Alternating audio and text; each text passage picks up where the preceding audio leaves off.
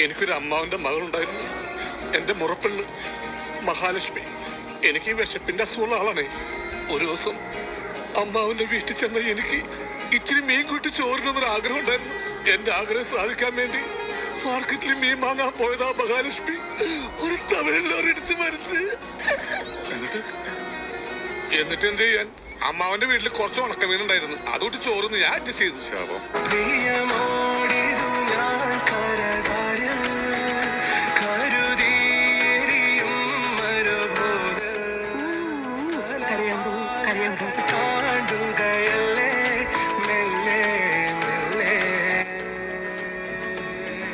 இந்த கோழியை பார்த்தாலே தெரியும் நல்ல டேஸ்ட்.